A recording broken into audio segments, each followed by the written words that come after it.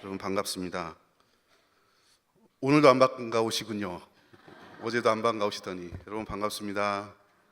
예, 반응이 없는 거는 제가 익숙해져 있습니다. 제가 학교에서 교목실장을 맡고 있는데요. 이 중에 지금 총신대 학생들이 있는지 모르겠지만 총신대 학교 학생들은 일주일에 4번 예배를 드립니다. 화, 수, 목, 금 11시 50분부터 12시 반까지 매일 예배를 드립니다. 학생들이 앉아서 반응이 없어요. 그래서 저 같은 사람은 한 15년 정도 지금 학교에 사역을 하기 때문에 익숙하거든요. 근데 이제 외부의 강사분들 오시면 당황합니다. 본인의 필살기 개그를 했는데도 아무도 안 웃어요. 네. 그럼 그때부터 이제 부담과 불안함과 그런 걸 느끼시죠. 저는 한 15년 정도 단련이 돼서 여러분이 반응 안 하셔도 괜찮으니까 그래도 반응을 해주시니 얼마나 고마운지 모르겠습니다. 여러분 오늘 밖이 오다 보니까 날이 굉장히 쌀쌀해졌습니다. 우리 이 쌀쌀함을 이길 수 있는 건 예수 그리스도의 뜨거운 열정밖에 없는 것 같습니다.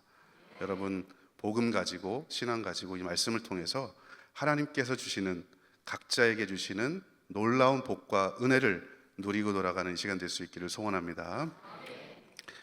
여러분 혹시 인생을 살아나가면서 MRI라는 검진을 해보신 분이 계신가요? 네라고 하시는 분들은 사건 사고가 참 많으신 분들입니다. 가급적이면 이런 거를 안 하시는 게 좋습니다. MRI를 했다, 이건 어디가 아픈 거예요. 뭔가 이상한 거죠. 이 MRI는요 자기 공명 영상이라고 해서 엑스레이보다 훨씬 더 정확하고 정교하고 아주 세세한 곳까지, 우리 장기의 내밀한 곳까지 철저하게 볼 수 있는 게 바로 이 MRI라는 것입니다. 저는 제가 살아가면서 이 MRI를 경험해 보리라고는 한 번도 생각해 본 적이 없습니다. 그런데 작년 4월 달에 제가 사랑하는 첫째 딸이 MRI 검진을 하게 됐습니다. 제가 어제 잠깐 말씀드린 것 같은데요, 제가 딸이 셋입니다. 첫째 딸은 남자 같은 딸이라 그랬죠. 이 딸이 체대에 들어갔습니다. 제 엄마 닮은 것 같아요. 저는 아닌 것 같아요. 체대를 들어갔는데 이 아이가 고3 때부터 유튜브에 나오는 그 언니들이 하는 그 농구부에 들어가기 위해서 그 대학을 들어간 거예요. 얘는 운동할 몸은 아닌데 운동을 좋아하는 거죠. 그러니까 고등학교 때도 늘 다치고 막 늘 그랬어요. 근데 이제 체대를 들어가서 농구부에 딱 들어갔는데 지금도 기억합니다.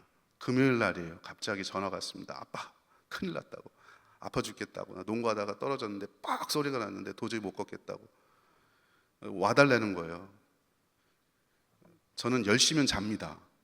근데 10시 반에 전화가 왔어요. 자, 9시부터 제가 졸렸거든요. 그래서 오늘 9시 전에 끝내려고 지금 하고 있습니다.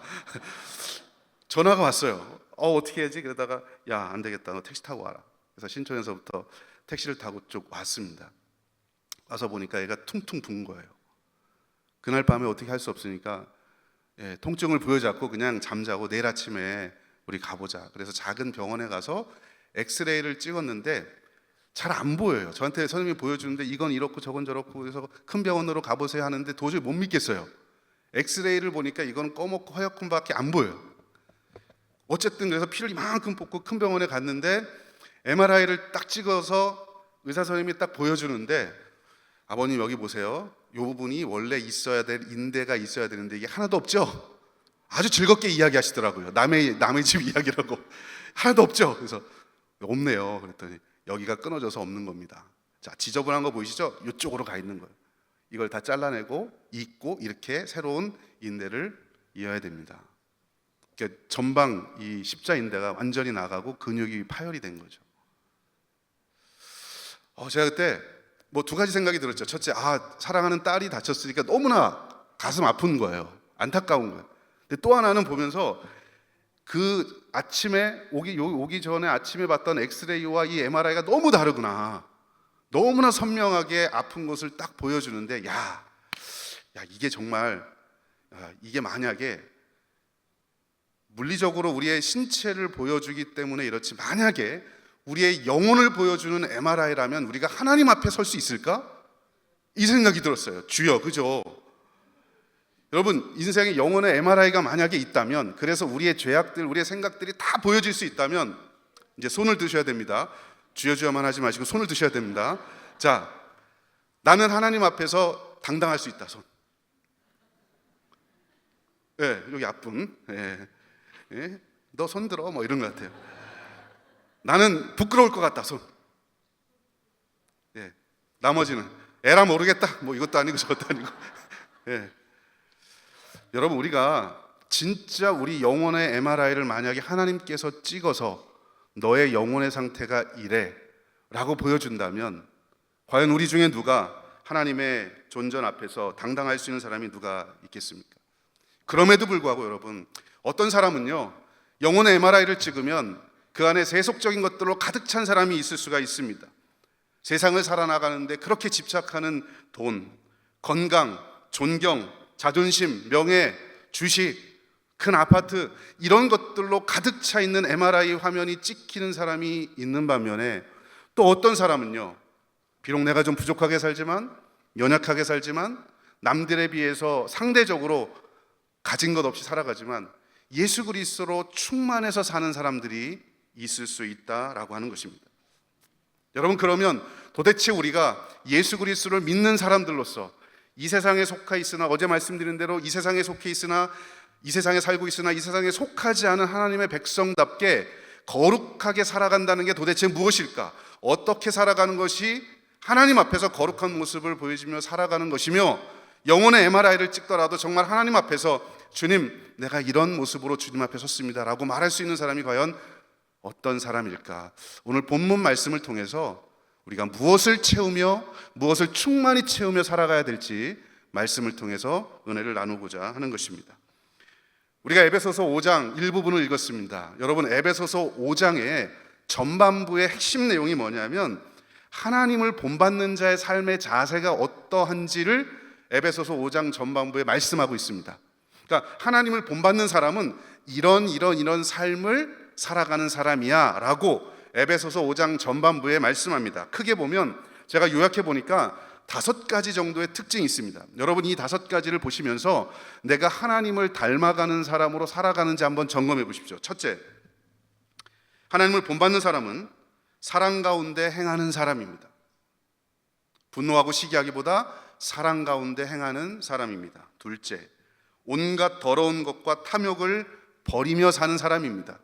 더러운 것들, 탐욕, 탐심을 버리며 살아가는 사람이 하나님을 본받는 사람. 셋째, 말할 때에 희롱하는 말을 하지 않고 감사하는 말을 하며 사는 사람이 바로 하나님을 본받는 사람입니다.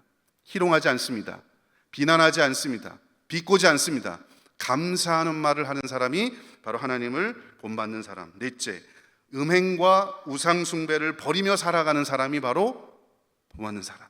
마지막 5번째, 어둠에 다니지 않고 빛의 자녀로 사는 사람이 바로 하나님을 본받는 자. 하나님을 본받는 사람은 이런 5가지 특징이 있다라고 이야기합니다. 그러면서 오늘 본문 쪽으로 쫙 오면서, 자, 그렇게 하나님을 본받는 사람이 되려면 어떤 사람이 되어야 하느냐? 에베소서 5장 17절 말씀에 보면 주의 뜻이 무엇인가 분별하라. 분별력 있는 삶을 살아야 하나님을 본받을 수 있다. 이것도 옳고 저것도 옳고 무엇이 옳고 그른지 모르는 향방 없이 살아가는 사람이 아니라 옳고 그름, 진리와 비진리를 명확히 구분할 줄 아는 사람이 하나님을 본받는 사람이다라고 말씀해 주시면서, 그러면 도대체 본문의 말씀처럼 주의 말씀을 잘 분별하려면 어떤 삶을 살아야 되느냐? 오늘 읽은 말씀이 그겁니다. 성령 충만해야 된다는 거예요. 반대로 이야기해 볼까요? 거꾸로, 여러분이 성령 충만한 사람이면 주의 뜻이 무엇인지 매 순간 분별하며 살아갑니다. 하나님의 뜻이 무엇인지 분별하는 사람은 주님을 본받는 삶의 열매를 맺게 된다는 거예요. 여러분이 그 열매를 보시면 지금 내가 분별력 있게 사는가, 궁극적으로 내가 성령 충만한 삶을 사는가를 알 수 있게 됩니다. 여러분, 이 5가지가 하나님께서 우리에게 보여준 지표예요. 체크리스트를 한번 작성해 보면서 보십시오. 내가 성령 충만하면 영적인 분별력이 생기고, 영적인 분별력이 생기면 주님을 본받는 삶을 살 수밖에 없다라고 하는 겁니다. 그런데 여러분, 성령 충만하다라고 하는 것이 추상적이에요. 그래서 이 에베소서 기자는 성령 충만이 도대체 무엇인가, 어떤 상태가 성령 충만한 상태인가를 대조적으로 보여주기 위해서 술에 취하는 것과 성령에 취하는 것을 대조해서 우리에게 보여주고 있는 게 우리가 읽었던 이 본문의 말씀입니다. 쉽게 이야기하면, 한마디로 이야기하면 성령 충만하다는 건 성령의 지배를 받는 삶이라는 거예요. 이 성령의 지배를 받는다는 것을 설명하기 위해서 술에 취하는 것과 성령에 취하는 것을 대조적으로 우리에게 보여줍니다. 오늘 우리가 읽었던 본문 말씀에 보면 술 취하지 말라 이는 방탕한 것이니 라고 시작을 합니다. 여러분, 여기서 말하는 취하다라는 말의 헬라어는요, 메스스코라는 단어인데요, 이 말은 알코올의 지배를 받아서 스스로 자제력과 통제력을 잃어버린 상태입니다. 알코올의 지배를 받아서 내가 더 이상 내 몸을 스스로 억어하지 못하고 그것에 의해서 완벽하게 지배를 받는 거예요. 여러분, 그런 말 들어보셨죠? 저는 술 한 방울 먹어본 사람이 없는데 그런 말 들어봤어요. 처음엔 내가 술을 먹고, 나중엔 술을 먹고, 나중에는 술이 나를 먹고. 그 뭐를, 술이 나를 먹는다는 말이 뭘까요? 내가 내 스스로를 통제할 수 없는 거예요. 그러니까 술에 취하는 건 지배력을, 통제권을 술에게 넘겨주는 겁니다. 그래서 내가, 여러분 그러잖아요. 많이들 경험해 보셨잖아요. 술 먹고. 아니에요? 바르게 걸어가고 싶은데 자꾸 막 삐뚤삐뚤 뭐 이러는 거, 그죠? 내가 나를 스스로 통제할 수 없는 상태가 메스스코라고 하는, 취하다라고 하는 그 상태입니다. 스스로 아무것도 할 수 없는 상태. 성령에 취한 것도 바로 그렇다라고 하는 걸 보여주는 거예요. 내가 내 스스로 할 수 있는 게 아무것도 없는 거예요. 그래서 술 취하지 말라라고 하는 단어와 이 문구와 함께 바로 뒤어서 성령의 충만함을 받으라. 여기서 말하는 충만함이라는 단어가 플레르테스테라는 단어인데요, 가득 채워지다, 완벽하게 채워지다. 그래서 성령이 내 삶을 지배하는 상태가 바로 이 충만한 상태입니다.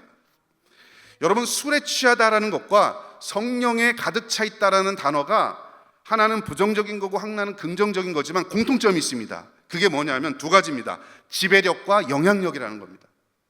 술에 취하고 술의 지배를 받으면 술의 영향을 받을 수밖에 없다라고 하는 것.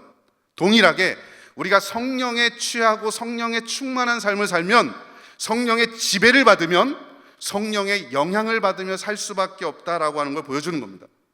여러분, 어떤 것에 지배를 당하느냐에 따라서 우리 삶의 방향과 인생의 결과가 달라집니다. 내가 술에 취하면 술에 취한 대로 세속적인 가치관으로 그렇게 살다가 내 인생 마감하는 거고, 성령에 취해 살면 성령께서 원하는 대로, 성령께서 인도하시는 대로 내 인생을 끌고 가게 된다는 겁니다. 여러분의 삶에서 술에 취하지 말고 성령 충만한 삶을 살게 되길 주의 이름으로 축원합니다. 여러분, 성령이 여러분들을 완벽하게 지배하고 계십니까? 그게 성령 충만한 상태입니다. 제가 2년마다, 우리 아마 40세 이상 되신 분들은 2년마다 한 번씩 내시경을 여러분 하지 않으신가요? 그죠?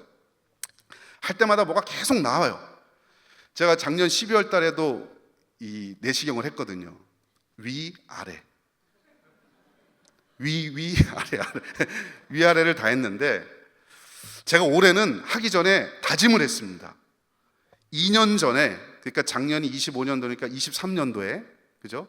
23년도에 마취를 하는데 그냥 순식간에 어떻게 됐는지 모를 정도로 마취가 되더라고요. 그래서 제가 올해는 눈을 크게 뜨고, 어차피 저는 눈 크게 떠도 작아서 떴는지 안 떴는지 잘 몰라요.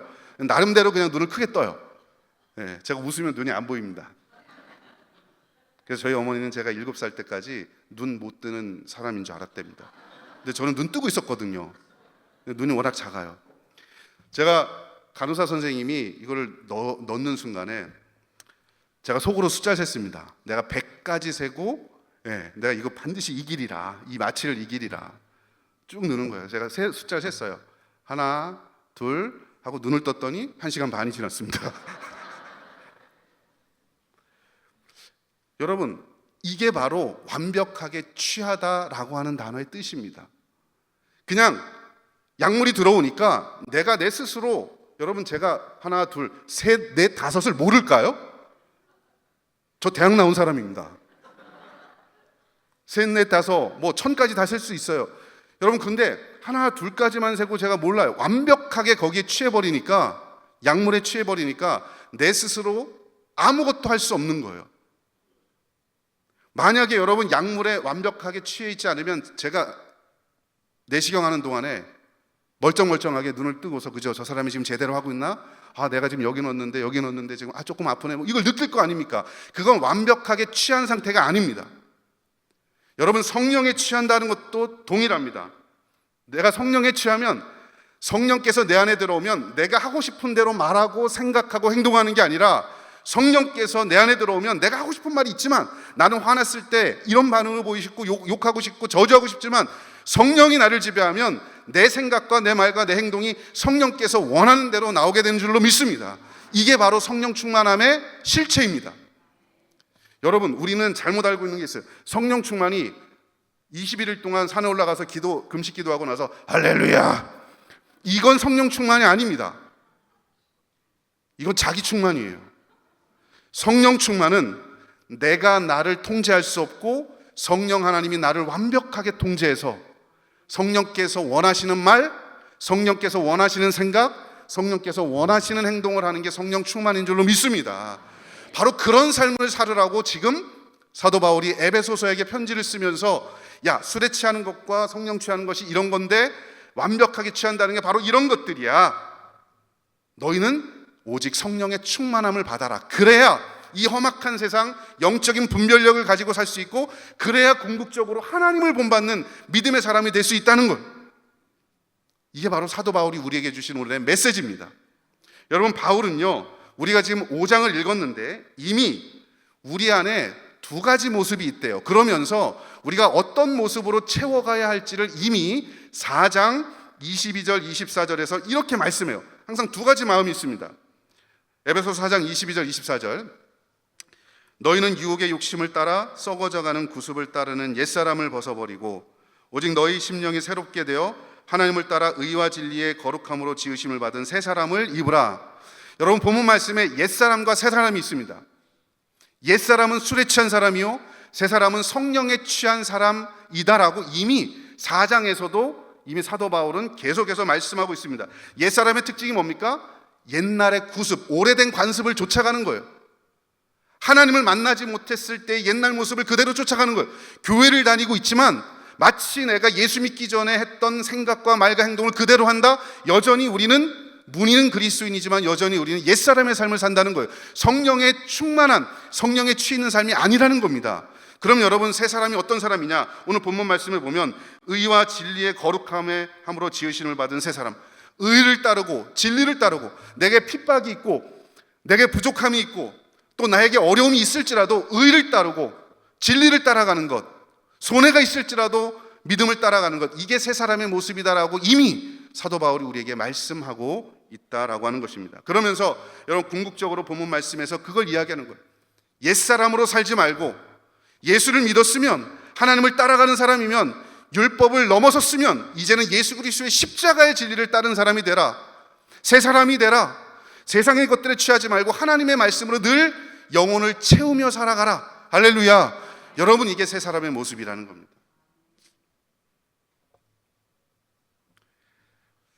자, 조금 더 자세하게 그러면 술에 취하는 것과 성령에 취하는 것이 어떤 것인지 한 번 더 살펴봅니다.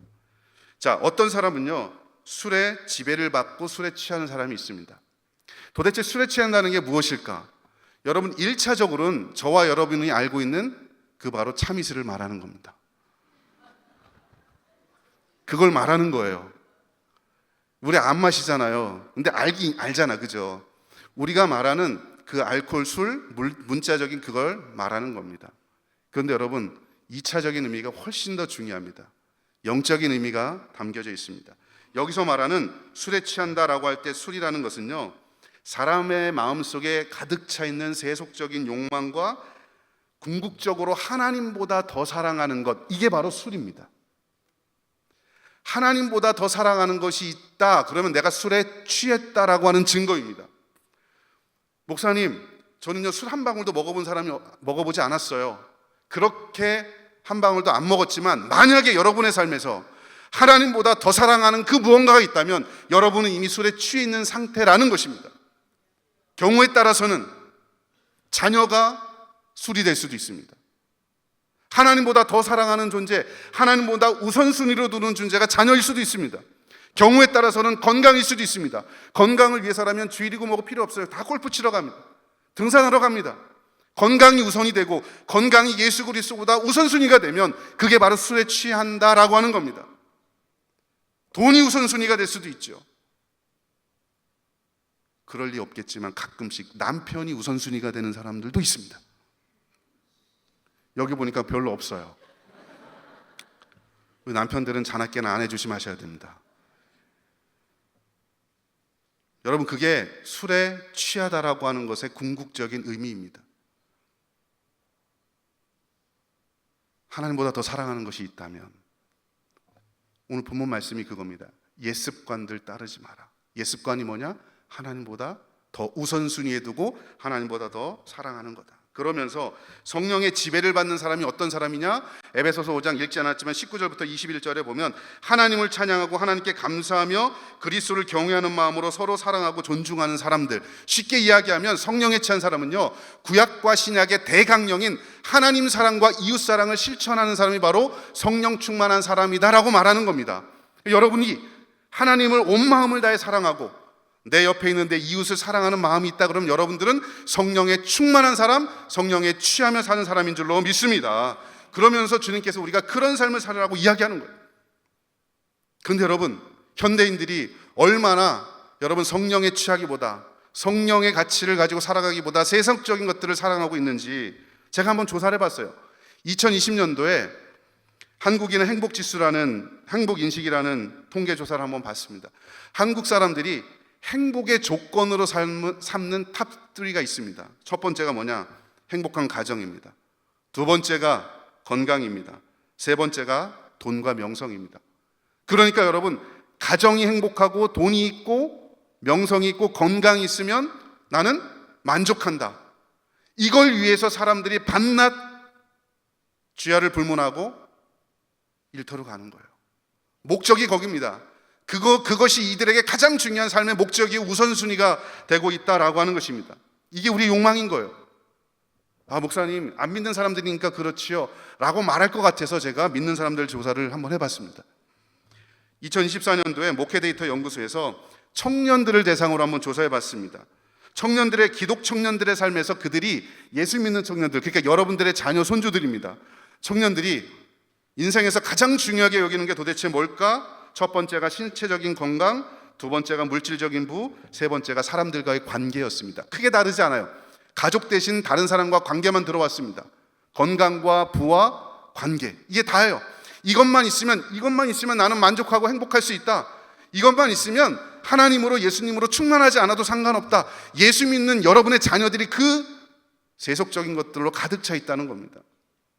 아, 목사님, 그거는 청년들이니까요 라고 말할 줄 알고 우리 어르신들을 대상으로 하는 자료를 하나 더 조사해 봤습니다. 24년도에 역시 목회데이터 연구소에서 한국인들의 종교인식이라는 통계조사를 했습니다.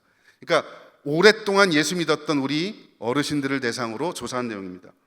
여러분들에게 가장 종교 생활을 하는 이유가 뭡니까? 기독교 신앙 생활을 하는 이유가 뭡니까? 첫째, 마음의 평안. 둘째, 진리와 구원. 세 번째, 인격적인 성숙으로 나왔습니다.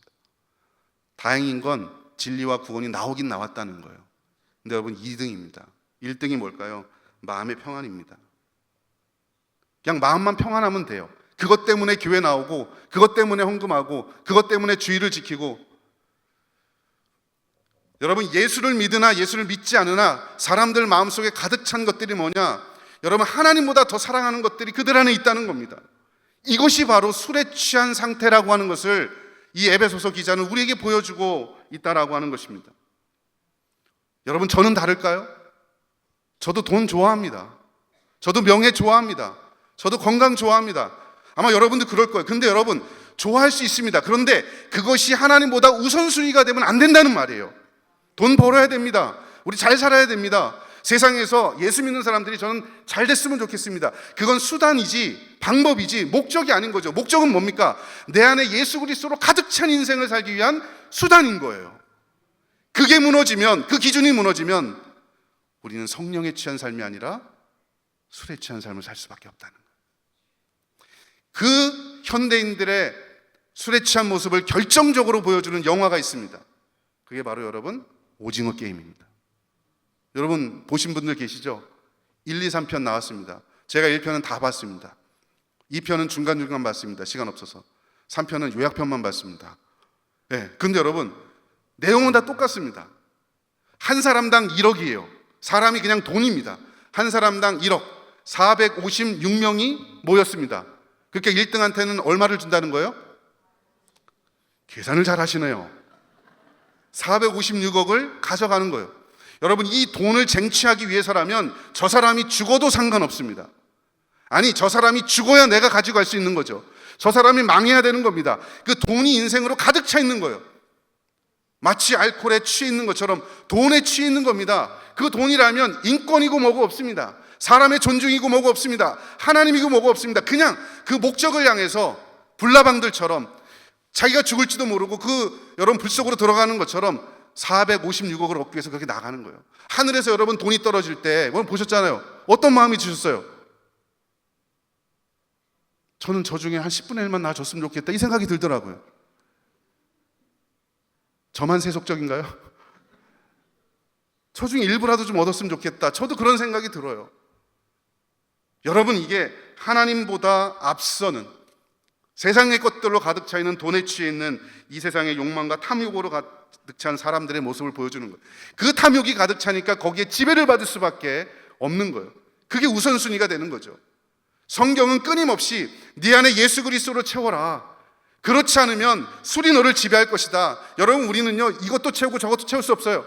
예수님으로 채우지 않으면, 성령으로 채우지 않으면 어느 순간인가 나도 모르게 세속적인 가치들이 나를 가득 채워서 하나님보다 먼저 그것들을 세우게 되고 거기에 목숨 바치며 살아가도록 끊임없이 유혹을 받는다라고 하는 거죠.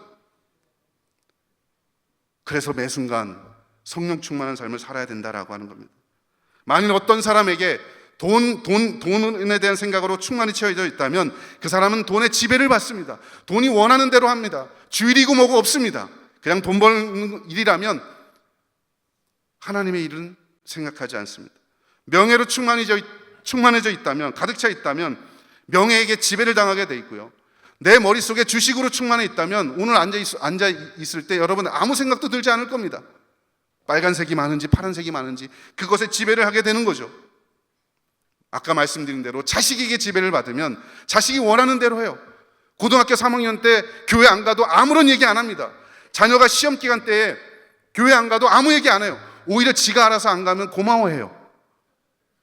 왜 그럴까요? 자식이 우상이 되니까, 자식이 충만하니까 자식이 잘 되는 게 성령보다 더 앞선 거예요. 그게 바로 술에 취한 모습이라는 겁니다. 여러분 만약에 이 자리에 청년들이 계신가요? 여러분 인스타그램에 충만해 있으면 인스타가 보여주는 짤들, 쇼츠들, 릴스들 여기에 충만하고 하나님의 말씀을 듣지 않으면 여러분 매 순간 거기에 지배를 받게 돼 있어요. 그게 바로 술에 취한 모습입니다. 하나님보다 더 사랑하는 것. 그런데 만약에 어떤 사람에게 예수로 충만히 채워져 있다면 그 사람은 예수님의 지배를 받게 됩니다. 조금 가난해도, 조금 무명해도, 조금 실패해도, 조금 낭망해도 예수로 가득 찬다면 예수님의 지배를 받는 인생 될 줄로 믿습니다. 여러분 그게 바로 성령에 취한 사람의 모습이라는 것입니다. 여러분 지금 제가 이렇게 설교를 하지만 이게 우리가 살아가는 동안에 얼마나 어려운지 아십니까? 그래서 성경은요 항상 이 두 가지를, 성경을 잘 읽어보면 두 가지를 늘 대조해서 우리에게 보여줘요. 낭만적으로 야 이렇게 성령 충만해 살아라 그냥 그것만이 아니라 인생을 살아나가면서 이 두 가지가 평생 동안 태어나서 죽을 때까지 이 두 가지가 항상 내 안에서 싸운다, 이런 표현들이 성경에 굉장히 많이 있습니다. 갈라디아서 5장 16절부터 17절 말씀에 성경이 이렇게 말씀합니다. 내가 이르노니 너희는 성령을 따라 행하라. 그리하면 육체의 욕심을 이루지 아니하리라. 육체의 소욕은 성령을 거스르고 성령은 육체를 거스리나니 이 둘이 서로 대적함으로 너희가 원하는 것을 하지 못하게 하려 함이라. 여러분 본문 말씀에 뭐가 대조하고 있습니까? 육체의 소욕과 성령의 마음이 계속해서 싸운답니다. 성령 충만한 게 정말 쉬운 게 아니에요. 육체의 생각들, 세속적인 생각들이 계속 내 안에 들어와요. 이걸 성령의 마음으로 이겨서 싸워서 이기라는 거예요. 로마서 7장과 8장이 바로 그겁니다. 로마서 7장까지는 내가 육체에 내가 지배당하고 죽는 거예요. 로마서 8장에 가면 성령께서 내 안에 들어오니까 내 영혼이 살게 되는 거죠. 그런즉 누구든지 그리스도 안에 있으면 새로운 피조물이 되고 새 사람이 되고 성령의 은혜 가운데 살아가게 된다. 여러분, 끊임없이 우리가 살아나가는 거 이거 씨름하게 되는 거예요. 그 어떤 사람도 낭만적으로 맨날 내가 성령 취해서 살고 맨날 웃으면서 이렇게 사는 사람 없어요. 그냥 맨날 웃으면서 사는 사람들은 미친 사람이에요. 웃기지도 않는데 막 웃고 다니잖아요. 로마서 12장 2절 말씀에 너희는 이 세대를 본받지 말고 오직 마음을 새롭게 함으로 변화를 받아 하나님의 선하시고 기뻐하시고 온전하신 뜻이 무엇인지 분별하도록 하라. 이 세대의 가치를 분별하라. 본받지 말라. 하나님의 뜻이 무엇인지 분별하며 살아라. 이 세대의 가치와 하나님의 뜻을 로마서 12장에도 치열한 영적인 싸움을 하면서 살아가라는 거예요. 이게 쉬운 일이 아니라는 겁니다. 사탄은 끊임없이 우리로 하여금 술에 취하도록 유혹을 하잖아요. 세상의 가치들에 희석돼서 살지 말라. 요한일서 2장 15절부터 17절 이 세상이나 세상에 있는 것들을 자랑하지 말라. 누구든지 세상을 사랑하면 아버지의 사랑이 그 안에 있지 아니하니 이는 세상에 있는 모든 것이 육신의 정욕과 안목의 정욕과 이생의 자랑이니 다 아버지께로부터 온 것이 아니요 세상으로부터 온 것이라. 이 세상도 정욕도 지나가되 오직 하나님의 뜻을 행하는 자는 영원히 거하느니라. 아멘. 이 세상의 것들과 하나님의 것들을 대조합니다. 하나님의 것들만 가지고 살아가기 어려운 시대라는 거예요. 이 세상의 것들, 이게 끊임없이 우리를 유혹한다는 겁니다. 여기서 말하는 이 세상의 것들은 세 가지입니다. 육신의 정욕과 안목의 정욕과 이생의 자랑입니다. 육신의 정욕이 뭡니까? 내 몸이 원하는 대로, 쾌락이 느끼는 대로 살아가는 겁니다. 안목의 정욕이 뭡니까? 내 눈에 보기에 좋은 대로 따라가는 겁니다. 이생의 자랑이 뭡니까? 유한한 것들을 자랑하며 사는 겁니다. 외모를 자랑하고 돈을 자랑하고 세상의 것들을 자랑하며 살아가는 것, 이것들이 바로 세상의 것들인데 여러분, 이 본문 말씀 뭐라고 이야기합니까? 이것들을 사랑하지 말라. 하나님의 가치로 충만히 채우며 살아가는 게 그리스도인의 삶이다라고 본문이 말씀하고 있습니다. 여러분이 그런 삶 살아가게 될 주의 이름으로 축복합니다. 근데 여러분, 이거 진짜 어렵습니다. 그래서 우리보다 앞서 살았던 믿음의 사람들이 어떤 삶을 살았는지를 성경이 예시로 우리에게 보여주는 거예요. 성령 충만해서 사는 거, 이게 정말 쉬운 게 아니라는 거예요. 너희들보다 먼저 살았던 믿음의 선진들의 삶을 한번 가만히 살펴봐라. 그들의 삶을 보면 그들도 치열한 내적인 영적인 마음의 씨름을 하며 살았어. 그런 어려운 가운데서 그 믿음의 인물들이 하나님의 가치로 채우고 성령의 가치로 충만하게 살았어. 자, 내가 보여줄게. 모세와 다니엘을 통해서 우리에게 보여줍니다. 여러분, 모세가 창세기 출애굽기에 나오는데요, 이 모세를 평가하는 구절이 믿음장이라고 하는 히브리서 11장 24절부터 26절에 모세에 대해서 성경이 이렇게 이야기합니다.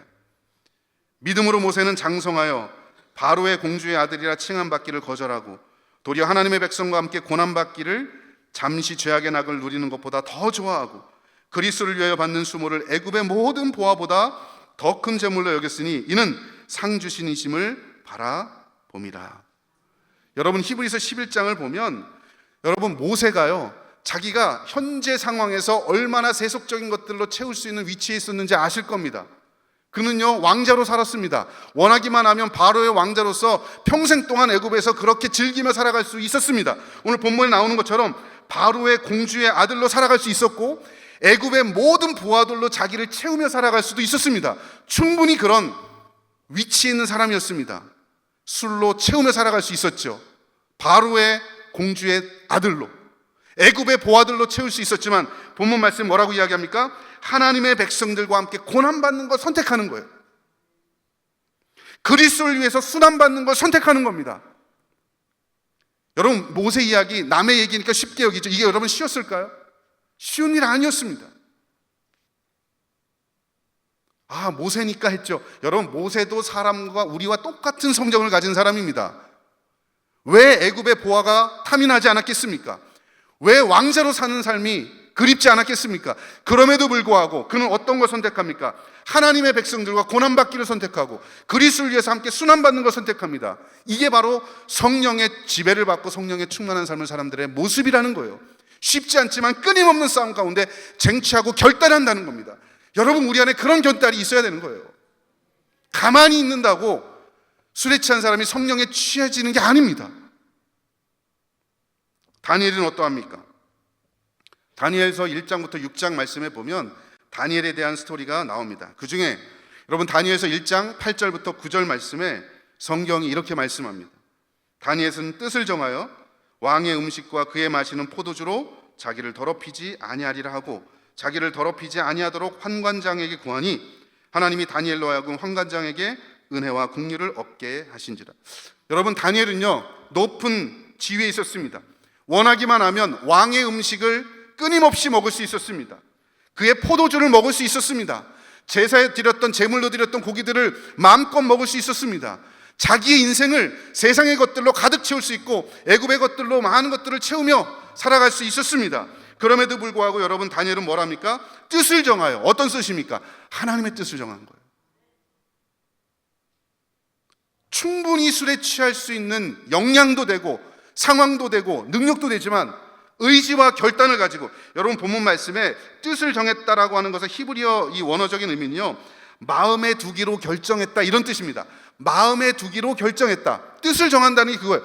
나는 다 할 수 있지만 그렇게 살지 않기로, 그리고 하나님의 뜻을 따라 살아가기로 내 마음을 거기에 두기로 결정했다. 이건 의지와 결단입니다. 내가 말씀 생활도 하지 않는데, 기도 생활도 하지 않는데, 예배 생활도 하지 않는데 교회만 왔다 갔다 한다고 성령 충만하게 되는 게 아니라는 겁니다. 의지와 결단, 내가 하나님의 뜻을 거기에 두기로 끊임없이 마음을 먹고 또 마음을 먹고 넘어지더라도 다시 마음을 먹고, 여러분 그게 성령 충만한 사람의 모습이라는 것입니다. 그리고 모세와 다니엘에게 비전을 보여주셨던 하나님께서 오늘 저와 여러분에게 묻습니다. 너는 지금 무엇으로 인생을 채우며 살아가고 있느냐? 네가 지금 가는 길이 술에 취한 길이냐 성령에 취한 길이냐 라고 묻고 있는 겁니다. 네가 지금 끊임없이 직장을 얻으려고 하는 그 길이 술에 더 취하기 위해서, 세상 가치에 더 취하기 위해서 그렇게 그 목적을 가지고 고속도로를 내면서 달려가고 있는 거냐, 아니면 성령에 취하며 살아가기를 원하는 마음으로 네가 그 일을 하고 있는 거냐? 주님께서 지금 저와 여러분에게 묻습니다. 우리 모두가 예수로 충만한 삶, 성령으로 충만한 삶 살게 되길 주의 이름으로 축원합니다. 여러분, 그런데요 흥미로운 것은 술과 성령에 함께 취할 수 없습니다. 술에 취하든 성령에 취하든 둘 중에 하나만 충만하게 돼요. 한 발은 세상에 두고 한 발은 교회에 두고, 세상이 유리할 땐 두 발 다 세상으로 가고 교회가 유리할 땐 두 발 다 교회로 가고, 이럴 수 없다라고 하는 겁니다. 마태복음 6장 24절 성경이 이렇게 말씀합니다. 한 사람이 두 주인을 섬기지 못할 것이니 혹 이를 미워하고 저를 사랑하거나 혹 이를 중히 여기고 저를 경히 여김이라. 너희가 하나님과 재물을 겸하여 섬기지 못하느니라. 하나님을 사랑하는 사람은 재물을 사랑하지 않게 돼 있어요. 재물을 사랑하는 사람은 하나님을 사랑하지 않게 돼 있습니다. 둘 중에 하나예요. 둘 다 충만할 수 없습니다. 여러분, 둘 다 난 세상에서도 승승장구하고 교회에서도 승승장구하고 세상도 사랑하고 하나님도 사랑하고 나 그런 삶을 살 거야. 여러분, 그런 일은 일어나지 않습니다. 그래서 여러분, 신앙은 시소와 같습니다. 한쪽이 올라가면 한쪽은 내려오게 돼 있습니다. 반대쪽이 올라가면 이 반대쪽은 내려오게 돼 있습니다. 두 개 다 충만할 수 없다라고 하는 겁니다. 믿음이 없었던 한 청년이 목사님께 왔습니다. 목사님, 저 세상에서도 좀 즐기고 싶고 하나님도 잘 믿고 싶습니다. 두 개 다 워라벨처럼 밸런스를 가지고 균형 있게 살아갈 수 있는 방법이 없을까요? 나 세상에서 좀 즐기고 싶고 신앙적으로도 좀 이렇게 잘하고 싶고 두 가지 다 잘하고 싶습니다. 그랬더니 어느 날 목사님께서 청년을 조용히 부르셨습니다. 사랑하는 청년아, 자, 여기 지금 컵이 있지. 자, 컵이 있는데 이 컵에 지금 뭐가 들었니? 라고 물었습니다. 그랬더니 청년이 공기가 들었네요. 목사님 묻습니다. 이 공기를 뺄 수 있는 방법을 한번 고안해봐라. 어떻게 하면 뺄 수 있을래? 뺄 수 있는지 한번 생각해봐. 어떻게 하면 될까? 했더니 이 청년이 공대 나온 청년입니다. 순간적으로 여기를 덮은 다음에 순간적으로 이 무중력 상태로 딱 해버리면 여기가 빈 공간이 되고 이 공기가 싹 빠집니다 라고 대답을 했습니다. 그랬더니 목사님께서 가만히 물을 가지고 오시면서 이렇게 이야기합니다. 자, 컵에 물을 부니까 어떻게 되니? 컵에 물을 부니까 어떻게 돼요? 먹고 싶으세요? 컵에 물을 부니까 공기가 빠져나가잖아요. 여러분, 컵에 물을 부면 공기가 빠져나갑니다. 물을 마셔버리면 공기가 다시 들어오게 되어 있습니다. 두 개 다 충만할 수 없다라고 하는 겁니다. 성령 충만도 마찬가지입니다. 내가 성령으로 충만하면 그것으로 끝입니다. 내가 세상으로 충만하면 그것으로 끝입니다. 한쪽엔 교회, 한쪽엔 세상, 두 개 다 즐길 수 있는 방법은 없습니다. 그래서 하나님은 끊임없이 우리에게 선택을 요구하시는 겁니다. 여러분, 신앙은 선택입니다. 내가 어느 길에 서 있을 거냐, 넓은 길로 갈 것이냐, 좁은 길로 갈 것이냐, 힘들고 고달프지만 성령께서 원하시는 좁은 길을 내가 선택할 것이냐, 아니면 세상 사람들이 다 가는 넓은 길로 갈 것이냐, 끊임없는 선택을 우리에게 요구하신다라고 하는 겁니다. 사랑하는 성도 여러분, 두 주인을 섬길 수 없습니다. 여러분의 삶에 오직 하나님만 충만하게 되길 주의 이름으로 축원합니다. 여러분, 이사해 보셨잖아요. 이사할 때 보면 이사를 앞두고 짐 다 싸보셨잖아요. 전 아직도 전세 살고 있습니다. 2년에 한 번씩 두려워요. 또 이사를 가야 되나? 갈 때마다 여러분, 이번에는 짐을 좀 줄여야지 하고 짐을 이렇게 줄여. 근데 막상 가보면 또 똑같이 있어. 뭔가를 빼버려야 돼요. 빼버려야 공간이 생기고 새로운 게 들어올 수 있어요. 옷장을 새로 옛날 거를 입는데 이게 버리기 아깝다고 이사 가면서 버리고 가야 되는, 그래야 새 걸 넣잖아요. 근데 이거 아깝다고 그래도 가져가서 뭐래도 신발장이라도 쓰겠지, 갖다 놓으면 도로 꽉 차는 겁니다. 제가 맨날 느낍니다. 연구실 정리를 하는데요, 지난 학기에도 연구실에 한번 정리를 크게 한번 했습니다. 지나갔던 과거에 제가 썼던 이 아티클들이 이만큼 있는 걸 다 버리겠다고 한 10박스 되는 게 있었어요. 그러면 이만큼 쌓아놨어요. 그리고 나 정리를 새로 싹 하고 나서 이거 버릴까 말까 하다가 또 저 구석에 처박아 놓는 거예요. 버리지 못하는 거 그대로 있는 거예요. 그대로 지저분해지는 거예요. 이게 없어져야 새로운 게 들어오는 거죠. 여러분, 성령의 은혜와 능력이 들어오면 세속적인 가치들은 사라지게 돼 있어요. 반대로 내 안에 세속적인 가치가 들어오면 성령의 역사와 능력은 줄어들게 돼 있습니다. 여러분의 심령을 끊임없이 의도적으로, 여러분 힘들지만 성령께 의지하면서 여러분의 결단과 선택으로 성령 충만한 은혜의 삶을 살게 되길 주의 이름으로 축원합니다. 마지막입니다. 여러분, 내게 충만한 것은, 아직 반주 안 해도 됩니다. 내게 충만한 것은요, 반드시 흘러나오게 되어 있습니다. 여러분, 내가 무엇이 충만하느냐, 무엇이 채워져 있느냐에 따라서 그 채워진 건 반드시 흘러나오게 되어 있습니다. 여러분, 본문 말씀에 보면 술 취하지 말라 이는 방탕한 것이니 라고 말하잖아요. 이게 무슨 말이냐? 술 취하면 뭐가 나온다는 거예요? 방탕함이 나온다는 겁니다. 가득 차 있는 건 반드시 흘러나오게 돼 있어요.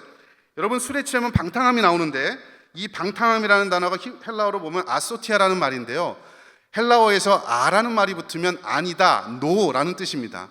소티아라는 말은요, 소테리아, 구원이라는 뜻입니다. 그러니까 방탕하다, 아소테리아 이 말은 뭐냐, 아소티아 이 말은 뭐냐면 구원이 없다, 절제가 없다, 온전하지 않다라고 하는 그런 의미예요. 술에 취하면 구원이 없는 거예요. 세상으로 가득 차면 구원이 없는 겁니다. 방탕한 겁니다. 온전하지 못하게 되는 겁니다. 이게 술에 취한 것의 결과예요. 취한 것은 반드시 넘치게 돼 있어요. 무엇으로? 악으로, 죄악으로, 구원 없음으로. 그럼 여러분, 성령의 충만하면 어떻게 됩니까? 에베소서 5장 19절 아까 말씀드렸죠. 시와 찬미와 신령한 노래를 부르고 범사에 감사함으로 그리스도를 경외함으로 서로 순종하고 복종하는 인생, 그야말로 하나님을 사랑하고 이웃을 사랑하는 인생으로 흘러넘치는 거예요. 성령이 충만하면 그렇게 된다라고 하는 거죠. 흘러넘치게 돼 있다라고 하는 겁니다. 여러분, 이거를 결정적으로 보여주는 게 그 앞절에 이미 말하고 있습니다. 내게 가득 찬 것이 흘러나온다. 이 말을 에베소서 5장 16절부터 26절에 보면 이렇게 나옵니다. 여러분, 육체의 소욕이 가득 차니까 뭐가 흘러나오느냐? 제가 그냥 한번 요약해서 읽어드릴게요. 육체의 소욕으로 가득 차니까 흘러나오는 게 이런 것들이에요. 음행과 더러운 것과 호색과 우상숭배와 주술과 원수 맺는 것과 분쟁과 시기와 분냄과 당짓는 것과 분열, 이단, 투기, 술 취함, 방탕함. 술에 취하면, 세상에 취하면, 육체의 소욕이 가득 차면 이런 것들이 나온다는 거예요. 지금 말씀드렸던 거. 내게 가득 찬 것이 흘러나오게 돼 있어요. 반면에 여러분, 성령에 충만하면 어떤 것들이 나오느냐? 갈라디아서 5장 22절 나오잖아요. 사랑과 희락과 화평과 오래 참음과 자비와 양성과 충성과 온유와 절제, 성령의 열매가 나오게 돼 있어요. 여러분, 에베소서가 보여주는 게 바로 이겁니다. 너에게 충만한 것이 흘러나오게 돼 있다. 반대로 얘기해 볼까요? 지금 여러분의 말과 행동과 생각이 흘러나오는 것을 보면 내가 무엇으로 채워져 있는지를 아는 겁니다. 누가 툭 건드릴 때마다 A씨가 나오면 그 사람은 A씨로 충만한 거예요. 누가 툭 건드릴 때마다 주여가 나오면 그 사람은 주님으로 가득 차 있는 거예요. 여러분, 물이 있죠? 제가 물을 붓습니다.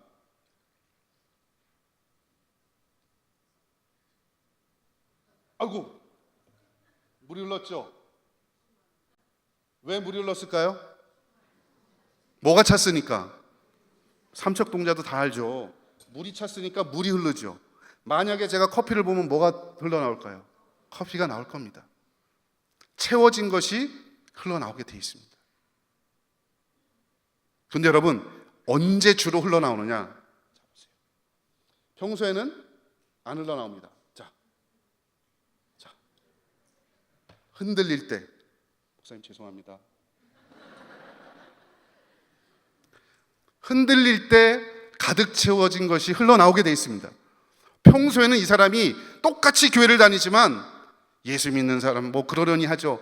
진짜 그리스도인인지 아닌지 몰라요. 그런데 여러분, 흔들릴 때, 이게 언제냐? 인생의 위기가 왔을 때입니다. 인생의 중요한 어려움이 왔을 때, 흔들릴 때, 그때 흘러나오는 것이 진짜예요. 고난이 올 때, 힘들고 고통스러운 삶의 문제를 경험하고 있을 때, 그때 나오는 말의 열매, 생각의 열매, 행동의 열매가 그 사람의 진짜 정체성인 거예요. 정말 그 사람은 그걸로 충만해 있는 거예요. 여러분의 삶을 한번 돌아보시기 바랍니다. 내가 지금 무엇으로 가득 찼는지 알고 싶으신가요?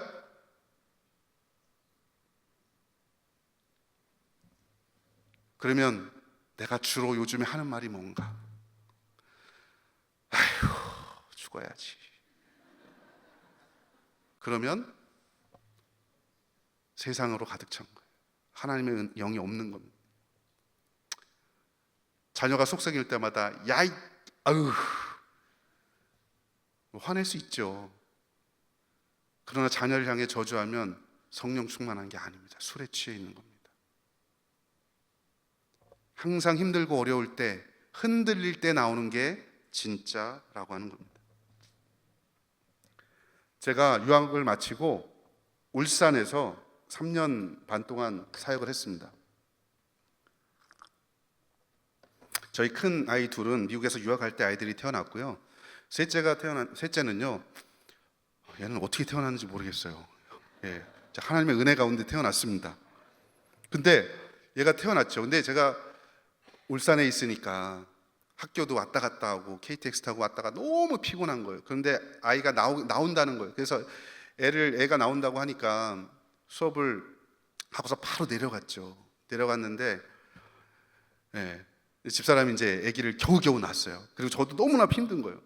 그리고 나서 이제 집에 갔어요. 집에 가니까 이제 애들 둘만 있는 거예요. 저희 어머니랑 애들 둘만 있는 거예요. 근데 사택에 머물고 있었는데 너무 힘들잖아요. 힘든데 갔는데 애들이 벽에다가 막 낙서를 크레용으로 막 해놓은 거예요. 이 인간들이. 내 집도 아니고 사택인데, 무서운 목사님인데. 제 입에서 그 모습을 보면서 뭐가 나왔을까요? 자, 1번 축복의 말이 나왔다, 손. 2번 저주의 말이 나왔다. 네. 뭐가 나왔을까요? 저를 그렇게 성인군자로 보시네요. 저주의 말이 나오고, 이게 어떤 건데, 내 집도 아니고 목사님한테 너 어떻게 하려고, 우리 이거 사택인데 말이야 어쩌고저쩌고 막 퍼본 거예요.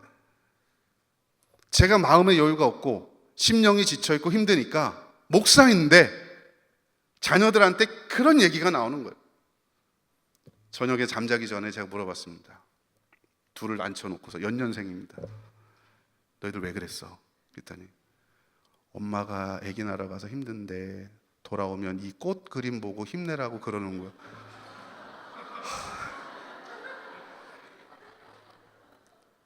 제가 회개를 엄청 했습니다. 이 아이들의 영혼 속에는 하나님의 마음으로 가득 차 있는데, 나는 내가 지치고 내 영혼이 곤고하니까, 힘드니까 애들 먹여 살리려고 저도 열심히 산 거예요. 학교도 가고 왔다 갔다, 일주일에 울산에서 2번씩 이 KTX하고 왔다 갔다 하면 죽을 것 같거든요. 막 지친 거. 그리고 교회 와서 사역하고 막 하니까 너무나 힘드니까 내 안에 마음의 여유도 없고, 말은 설교를 하고 있지만 성령으로 가득 찬 삶이 아니었던 거예요. 그러니까 그 흔들리는 상황 속에서 내 입에서 제일 먼저 나온 게 애들한테 퍼붓는 소리였어요. 내가 성령으로 충만하지 못했구나. 제가 어제 말씀드린 대로 저희 집은 반쪽짜리 믿음의 가정이었습니다. 저희 아버지는, 여러분 저 딱 보시면 알겠지만 저희는 뼈대 있는 집안에 자랐습니다. 그렇게 보이시잖아요. 제가 뼈가 좀 많습니다. 뼈대 있는 집안에 자랐는데 장손이에요. 제가 외아들의 장손입니다. 그러니까 우리 아버지도 장손이시죠. 완전히 철저하게 이 유교적인 집안. 여기 제사가 장손이니까 1년에 12번도 더 돼요. 그런 집에 저희 어머니께서 시집 오셨습니다. 우리 어머니는 처녀 때부터 믿음이 있으신 분이에요. 그 집에 오셨어요. 얼마나 힘들었는지 아십니까? 여러분, 제사상 차려보신 분들 계실 겁니다. 믿음을 지키면서, 정말 내가 신앙인인데 믿음을 지키는데 제사상을 차리는 그 모습 얼마나 힘든지 아십니까? 불평하고 입에서 뭐가 나올 조건이 120%예요. 근데 여러분, 제가 어머니 모습을 보면서 제사상 차리면서 한 번도 불평해 본 적이 없어요. 오히려 여러분, 저희 집에 저희 시골이니까 가마솥이 큰 게 2개가 있어요. 하나는 이만큼 큰 거는 소죽 쓰는 거예요. 여물. 하나는 요만한 게 있는데 이거는 밥하는 솥이에요. 어머니께서 저녁에 여기에 장작을 집어넣으면서 밥을 앉혀놓고 저 구석에서, 한 구석에서 이야기합니다. 기도합니다. 하나님, 제 대해서는 할 수 있는 게 이거밖에 없어서 제사를 차리지만 제 자녀 대해서는 믿음의 가정 꾸렸으면 참 좋겠습니다. 하나님. 여러분, 맏며느리로 와서 불평하지 않는 것도 대단한데 그 제사상을 차리면서 기도하면서 제사상을 차린다? 도대체 저분은 어떤 분일까? 뭐가 있길래 말만 하면 기도가 나오고 말만 하면 그런 성령 충만한 말이 나올까? 저는 몰랐습니다. 알고 봤더니 저희 어머니께서 매일 새벽 4시 반에 일어나서 30분 걸어서 새벽 기도를 늘 교회에 가세요. 4시 반에 안 일어날 수가 없어요. 왜냐하면 저희 집에, 옛날에 여러분 시골은요, 집에 울타리가 없고 그냥 밤나무 잘라다가 꽂아놓으면 그게 옆집과 우리 집의 경계선입니다. 근데 우리 옆집에 누가 살았냐면 보살이 살았습니다. 이 사람이 4시 반이 되면 정화수 떠놓고 기도해야 되니까 맨날 펌프질을 해요. 시골에 보면 여러분 물 뜨려면 펌프 있잖아요, 이거. 네? 아시죠? 아시는 분들은 60대 이상. 이걸 하는 거예요. 그러니까 그 소리에 깨요. 그게 알람이야. 우리 어머니도 깨, 나도 깨. 근데 나는 안 가. 우리 어머니는요, 새벽 기도를 가시는 거예요. 그 소리에 깨서 새벽 기도 가시고. 힘든 농사일 중에도, 바쁜 농사일 중에도 한 번도 불평하지 않으시고 새벽 기도를 묵묵히 가시는 거예요. 새벽 기도 가서 하나님 앞에 그 여인의 한을 내려놓고 기도하고 아침에 영적인 에너지를 받고 성령 충만해서 오니까 제사상을 차려도 감사가 나오고 하나님 앞에 기도가 나오고 불평이 안 나오는 거예요. 아, 성령 충만한 게 이런 거구나. 저희 어머니가 11조를 그렇게 하고 싶으셨습니다. 근데 여러분, 농사를 지으면, 아버지가 그때는 안 믿으셨으니까, 농사를 지으면 예를 들어 10가마니, 쌀이 10가마니가 나왔다. 그러면 몇 가마니를 해야지 11조입니까? 그죠? 한 가마니, 10분의 1이니까 한 가마니 해야 돼요. 근데 시골에서 농사 지으면 몇 가마니 나는지 다 알아요. 우리 어머니가 11조를 하고 싶은데 이걸 못 하는 거야. 아버지 눈치가 보이니까 어떻게 했는지 아십니까? 아침에 이른 새벽에 새벽기도 갔다 오시면서 추수를 하고 나면 10월 말 11월쯤 되면 서리가 내리면 추수 다 끝나면 논에요 이삭이 떨어져 있습니다. 타작하고 나면 그거를 보이지도 않는데 가서 새벽에 하나씩 줍는 겁니다. 저도 한번 해봤습니다. 손에 때가 이 논의 흙이 손톱에 다 들어옵니다. 이거 얼마 되지도 않아요. 그거를 또 아버지 안 보게 하려고 창고에 저기 안 보이는 데다가 조금씩 쌓아놨다가 방아를 찧어서 쌀을 11조를 해야 되잖아요. 동네에서 방아를 찧으면 다 소문이 나니까 옆 동네 가지고 가서 방아를 쪄서 가지고 와요. 그리고 그게 11조라고 하나님 앞에 드려요. 여러분, 저는 이게 수학적으로는 11조가 아니죠.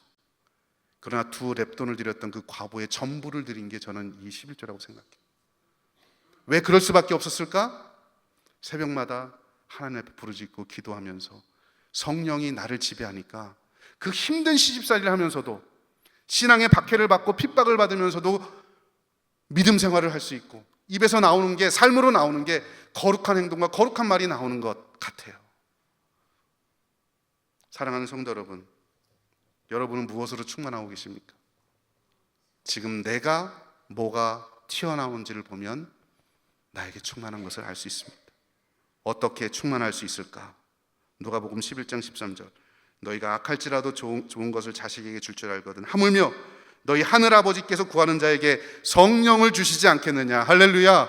구하는 자에게 성령을 주신다고 말씀하십니다. 기도하는 자에게 성령을 주신다 말씀하십니다. 사도행전 5장 32절, 우리는 이 일의 증인이요 하나님이 자기에게 순종하는 사람들에게 주신 성령도 그러하니라 하더라. 아멘.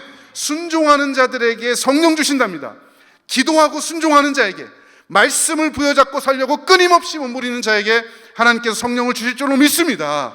여러분, 그렇게 성령 충만한 삶을 살 수 있기를 주의 이름으로 축원합니다. 올 한 해 동안 여러분이 살아가는 동안에 어제 말씀드린 대로 하늘만 바라보기 어려운 상황들이 끊임없이 발생할 겁니다.